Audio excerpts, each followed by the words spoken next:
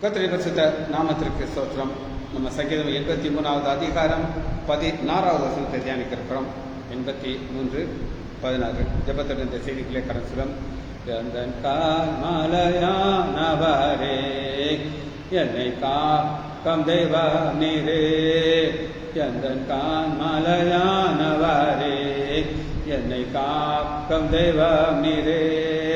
வல்லமை மாட்சிமை நிறைந்தவரே, மகிமைக்கு பாத்திரரே. வல்லமை மாட்சிமை நிறைந்தவரே, மகிமைக்கு பாத்திரரே.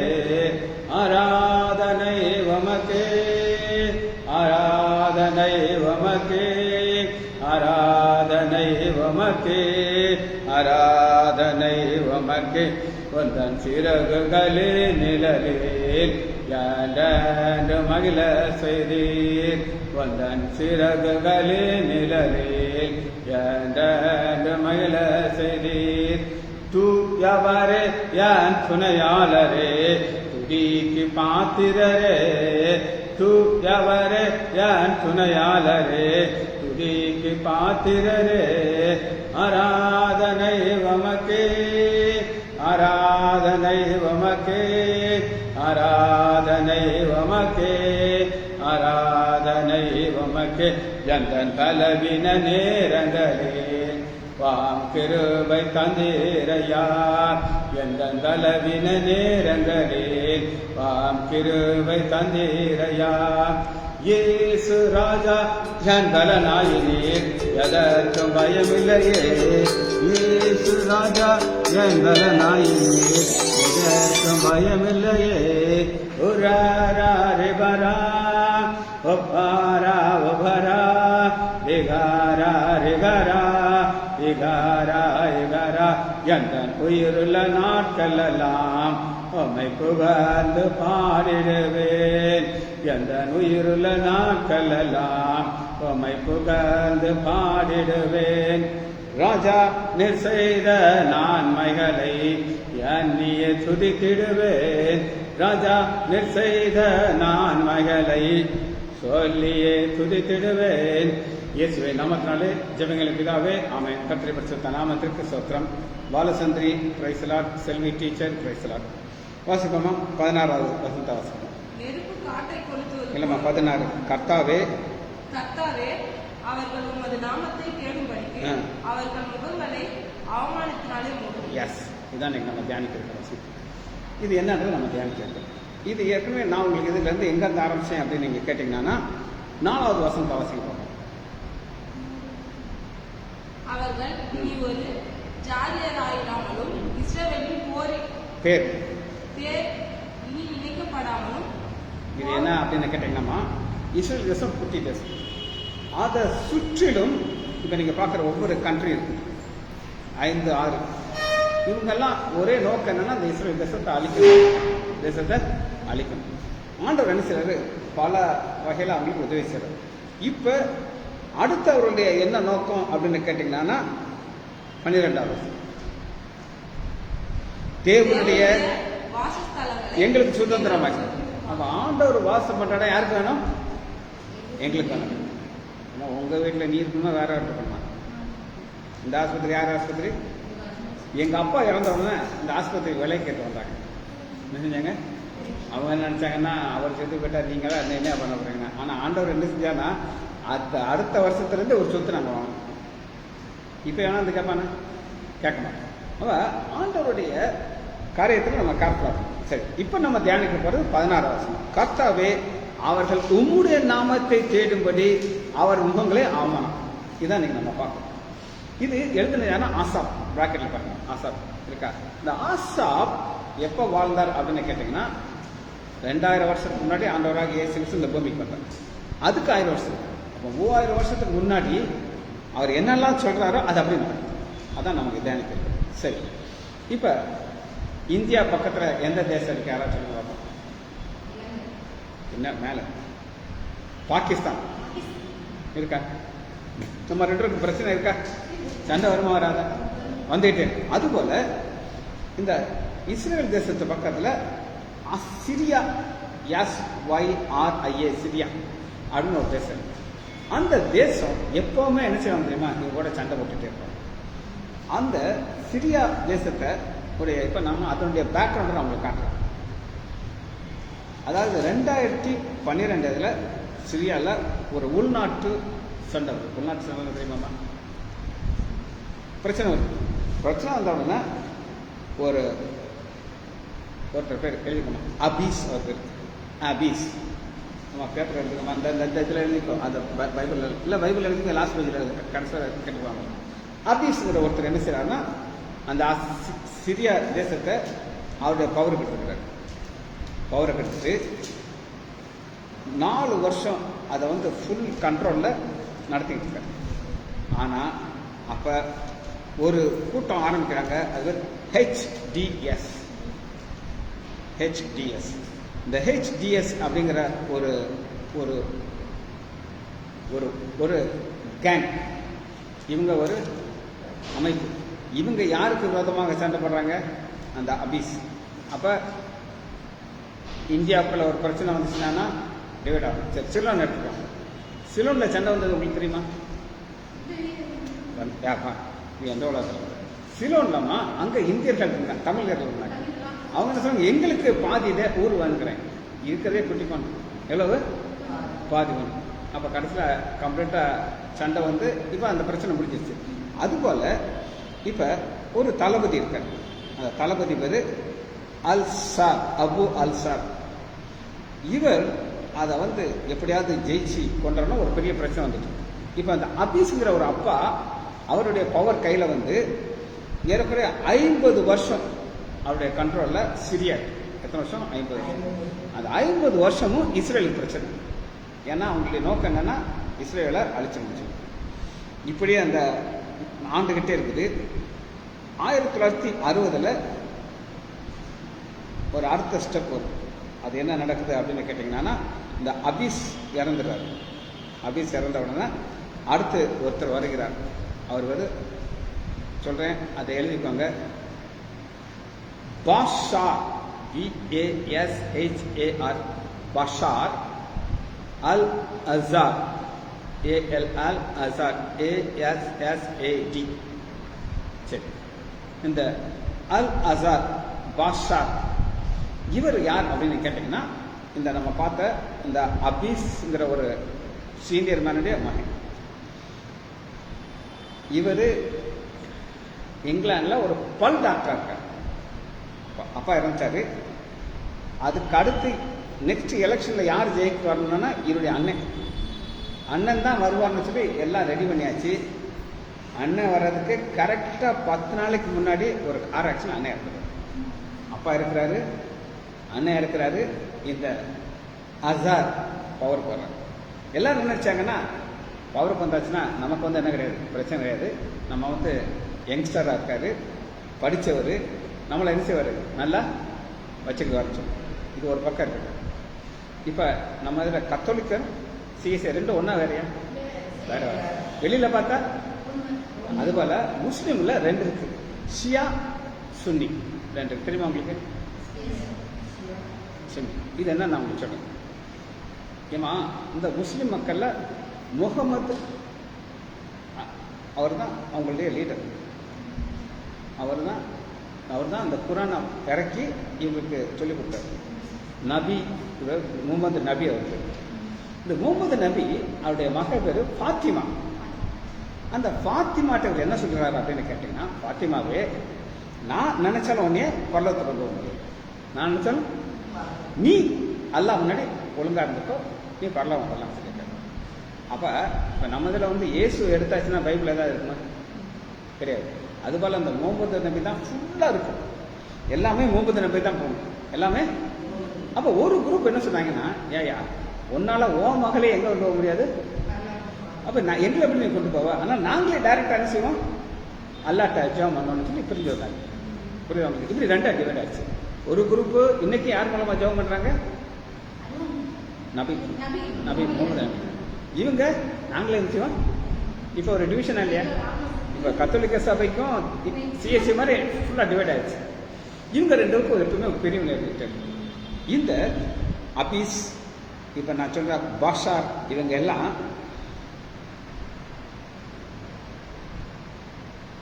சியா புரிய வச்சிருக்கு, சியா.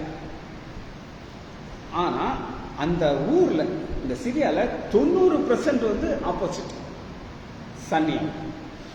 இப்ப எந்த முடிவு எடுத்தாலும் இவர் அப்பா என்ன செய்வார்னா ஃபர்ஸ்ட் ரேங்க் ஃபுல்லா யார் இருப்பா அப்படின்னா ஷியா தான் இருப்பாங்க. நம்மள தானே இருக்கணும், ஷியா இருக்கணும். ஆனா அதுக்கு அடுத்த கிரேட் இப்ப ஒரு மினிஸ்டருக்குள்ள யார் இருப்பா? Assistant minister. மினிஸ்டர்லாம் யார் இருப்பா? சியா. அசிஸ்டன்ட்லாம் சன்னி கொடுக்குறாங்க. அதாவது கொடுத்தாப்புல இருக்கும், பவர் இருக்காது. ஸோ இவங்க நினைச்சாங்க இப்ப மகன் வர்றாரு எங்களுக்கு நல்லது செய்வார் நினைச்சா அந்த அந்த சன்னி இந்த சியா இருக்காங்களா எல்லாத்தையும் துரத்தி விட்டு நாங்க தான் இருக்கோம். மக்கள்லாம் ரொம்ப நொந்து போயிட்டாங்க. என்னடா அது இவன் தான். இப்ப இப்ப சாலமன் காலத்துல அப்படிதான் நடந்துச்சு. சரியா? இந்த மாதிரி நடந்துகிட்டு இருக்குது. பிரச்சனை கூடிக்கிட்டே போகுது. இப்ப 1998 ஆண்டு அடுத்த ஒரு ஸ்டெப் நடக்குது. அது என்ன அப்படின்னு கேட்டீங்கன்னா இந்த இந்த தம்பி பேரு பசார். இந்த பசாருங்க தான் கார் ஆக்ஷன்ல இருக்கிறாரு. இப்ப வேற வழி இல்லாம ஆசாத் பொறுப்பெடுக்கிறாரு. சரியா? இப்ப இந்த நேரத்துல தான் பிரச்சனை ஆரம்பிச்சு. இப்ப ஏறக்குறைய அப்பா வந்து 30 வருஷம் ஆட்சி செஞ்சிட்டாரு. யாரு? அப்பா. அடுத்து நெக்ஸ்ட் இப்ப நம்ம பார்க்கறாரு 26 வருஷம் அவரு ஆட்சி பண்ணிட்டாரு. எத்தனை வருஷம்? 26. ஏறக்குறைய 56 வருஷம் இவங்க கையில இருக்குது. ஆனா சிரியாவுடைய நிலைமை என்னன்னா அங்க சாப்பாட்டு வழி கிடையாது. ஊர் யுத்தம் நடந்துகிட்டே இருக்கு. அதாவது ஒரு போராளிகளுக்கும் இவங்களுக்கும் ஒரு சண்டை நடந்துகிட்டே இருக்கு. இந்த சண்டை நடந்து சாப்பாட்டு வழியில் மெடிக்கல் ட்ரீட்மெண்ட்டே கிடையாது. எந்த ஹாஸ்பிட்டல் போனால் மருந்து கிடையாது. இப்படி இருக்கிற நேரம் இப்போ இப்போ இப்போ இப்போ சிரியா பற்றி உங்களுக்கு சொல்லியாச்சு. சிரியா பக்கத்தில் யார் இருக்கா? இஸ்ரேல். இஸ்ரேலுக்கு இவங்க பெரிய தலைவலி. ஏன் தலைவலின்னு கேட்டேன்னா இஸ்ரேலை யார் யாரெல்லாம் அழிக்கணும்னு நினைக்கிறாங்களோ அவங்க ஃபுல்லாக எங்கே உட்காந்துக்குவாங்க? சிரியாவில்.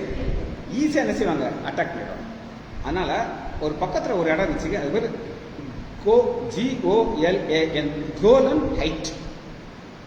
Colon height. இது என்ன அப்படின்னு நான் உங்களுக்கு சொல்றேன். இப்போ இந்த பக்கம் இஸ்ரேல் இருக்கு. சரியா?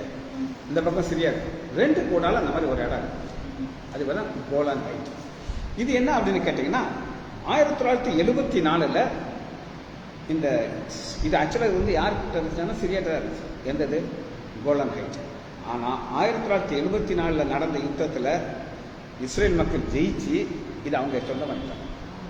ஒரு காலத்தில் யார்கிட்ட இருந்துச்சு? சிரியா. ஆனால் இப்போ யாருக்கு வந்துருச்சு?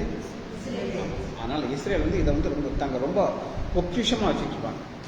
இது யாரிடம் நாங்கள் கஷ்டப்பட்டு அனுப்பிச்சிருக்கோம். ஆனால் ரெண்டு பேருக்கும் ஒரு யூஎன் தெரியுமா உனக்கு? யூஎன்கிறது ஒரு அமைப்பு. அவங்க வந்து இந்த யுத்தத்தை பற்றிலாம் அவங்க தான் சொல்லுவாங்க. இப்போ எந்த இடத்துல வாடுற எல்லா பிளானிங் அவங்களை கீழ்படுத்தி தான் வச்சுருக்கு. அவங்க என்ன சொல்லியிருக்காங்கன்னா இந்த கோலன் ஹைட்டில் என்ன இருக்கக்கூடாது?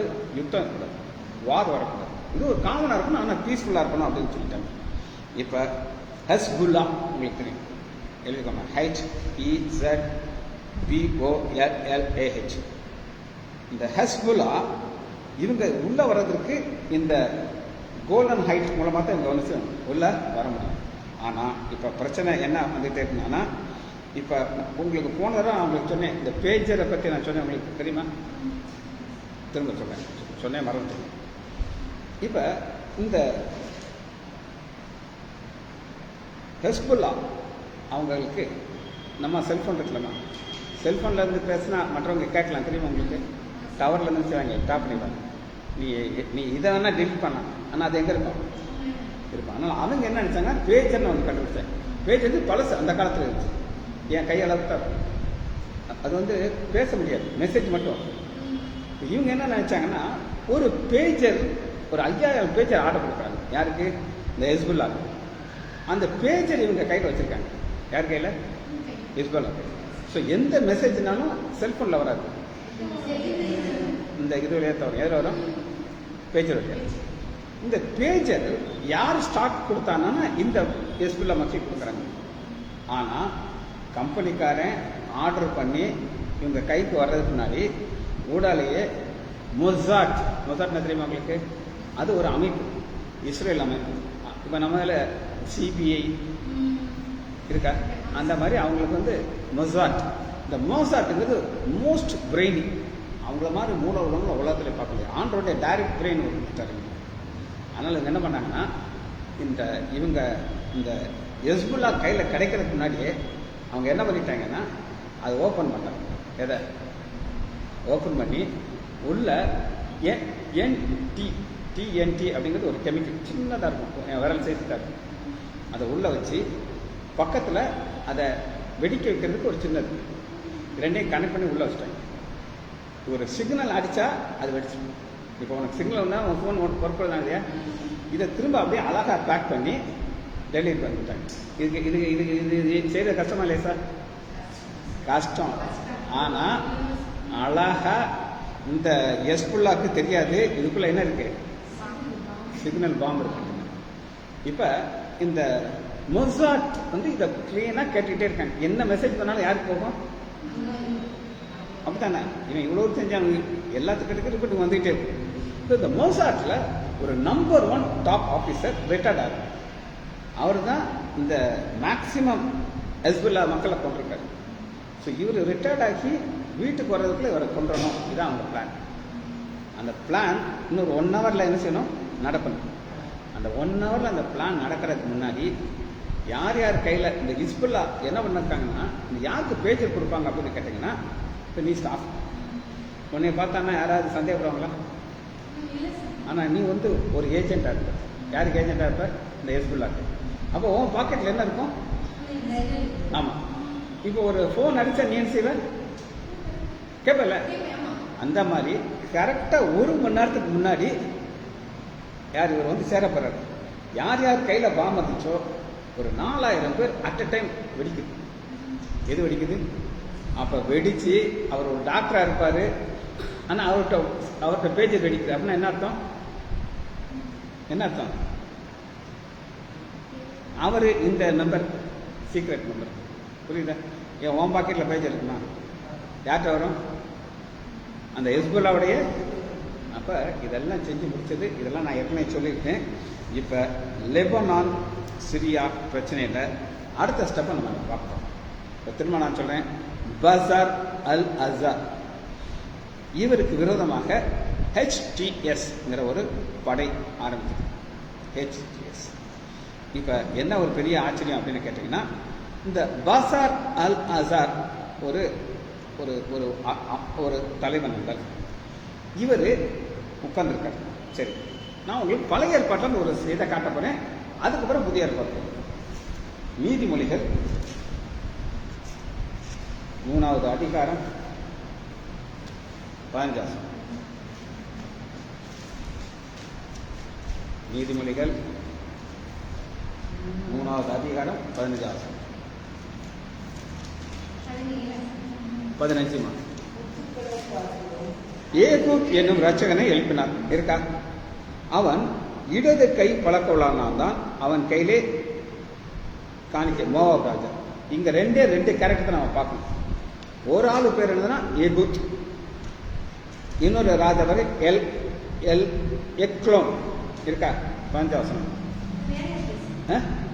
எக்லோன் 15. 3:15 நியாயாதிபதிகள். வேற எங்க பாருங்க, நியாயாதிபதி 3 பக்கம் நான் சொல்ல கேட்டுக்கோங்க. 305 305 பாப்பா. ஏமா அங்கே பாரு 305 இருக்காச்சா?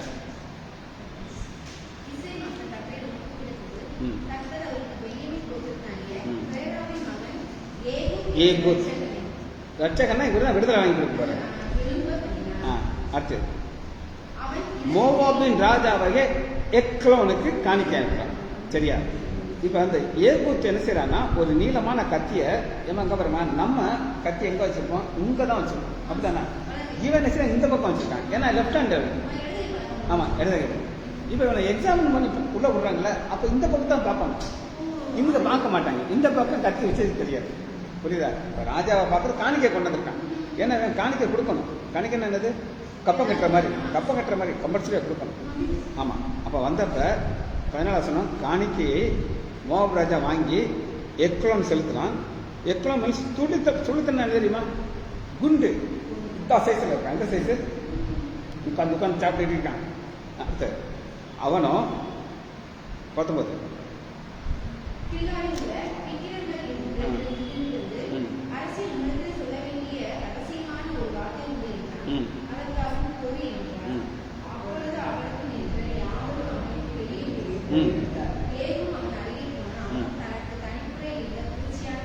ஏசி ரூம் மாதிரிமா இல்லைங்க.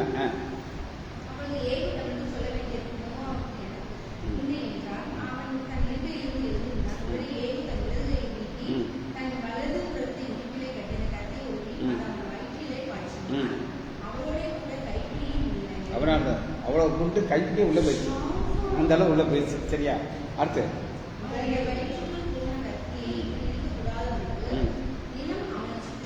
கொழுப்பு ஃபேட். அப்புறம் இவன் பின்னாடி ஓடி போயிட்டான். சரியா? இப்ப இந்த இது நடந்துருக்கு பாத்தீங்களா? இதே மாதிரி ஆண்டவர் நடத்தி காட்டிக்கிறார். எதே மாதிரி? இப்ப நம்ம நடந்தது மாதிரி. சரியா? அதைத்தான் நம்ம வாசிக்கிறோம். சங்கீதம் 83வது அதிகாரம் 16 வசனத்தை வாசி பார்ப்போம்.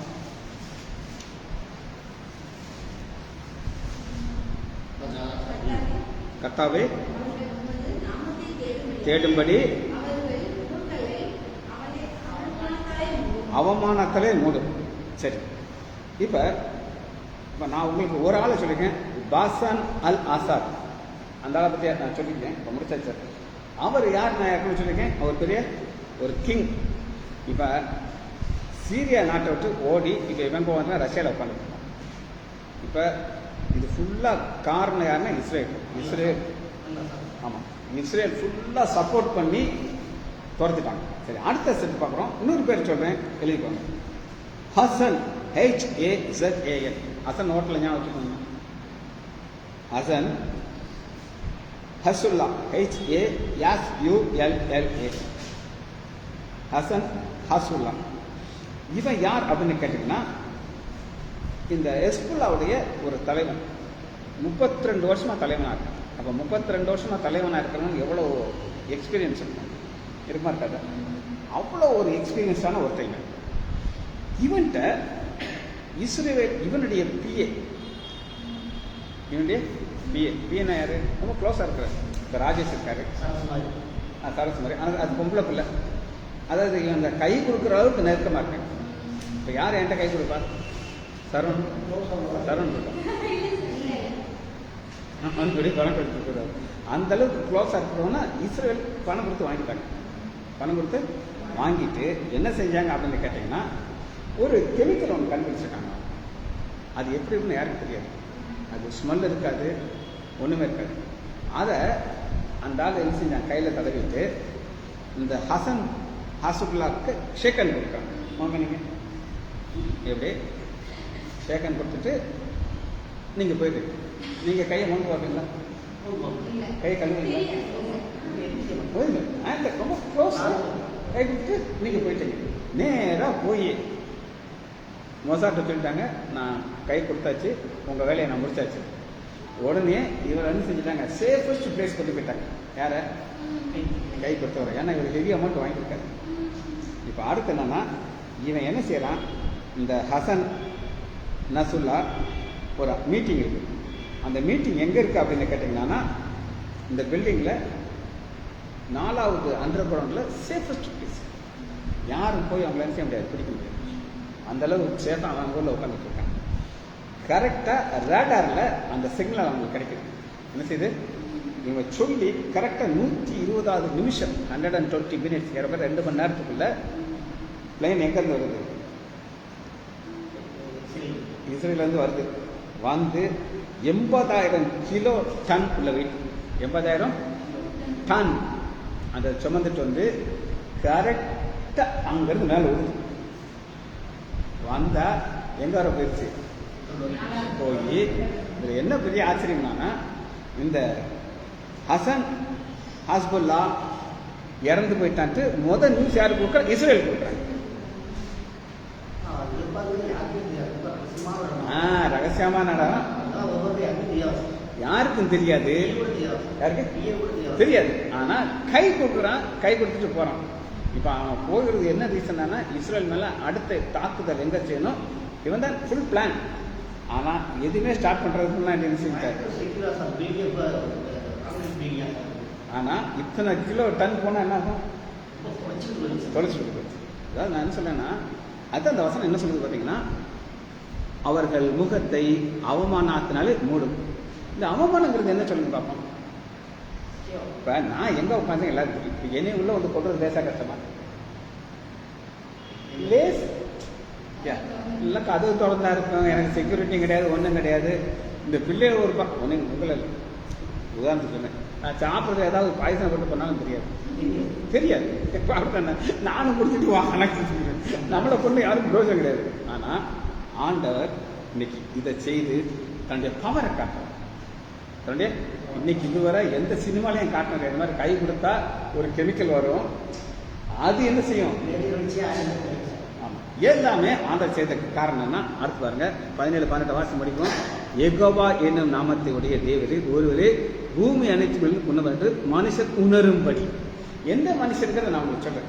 எந்த மனுஷன் கேட்டீங்கன்னா, ஃபர்ஸ்ட் 4வது வசனம், இஸ்ரவேல் இனி ஜாதியாக இல்லாத பற்றி நாங்கள் செய்வோம் அழிச்சிருவாங்க. அந்த மனுஷர்கள் 2வது 12 வசனம், தேவனுடைய வாசத்தை எங்களுக்கு கட்டிக்கொள்ளும்.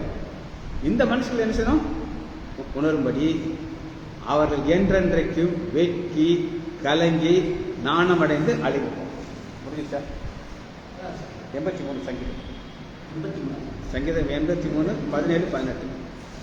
யெகோவா என்னும் நாமத்தை உடைய தேவன். இப்ப இவங்களுக்கு எல்லாருக்கும் நல்லா தெரியும், யெகோவாங்கிற தேவனுடைய பிள்ளைகளுக்கு ஆண்டவர் கொடுத்த ஞானம் எவ்வளவு அனாதி ஞானம்னா, அசிரியாங்கிற இடத்த கம்ப்ளீட் அழிச்சிட்டார். அந்த ராஜா மாதிரி இருந்தவனை அங்கிருந்து எங்க ஓட வச்சிட்டாரு, ரஷ்யா. அவங்களுடைய கேப்டனை, தளபதியை. அப்ப இது யெகோவாவுடைய தேவனுடைய அறிவுன்னு அவங்க போட்டுக்கிறேன். ஜெபிச்சு முடிப்பாமா? மகா இரக்கமும் கிருபையுமுள்ள பிதாவே, உம்மை துதிக்கிறோம் ஐயா. சங்கீதம் 83 இவ்வளவோ காரியங்கள் இன்று நடக்கிறவர்களை ஆசாவுடைய ஜெபத்தை கேட்டு தேவன் செய்து முடித்த வல்லமைக்காக நன்றி ராஜா. பிள்ளைகள் ஒவ்வொருவரையும் என் ஆண்டவராகிய இயேசு கிறிஸ்துவின் நாமத்தினாலே ஆசீர்வதிக்கிறேன். இயேசுவின் நாமத்தினாலே ஜெபங்களின் பிதாவே, ஆமேன் ஆமேன்.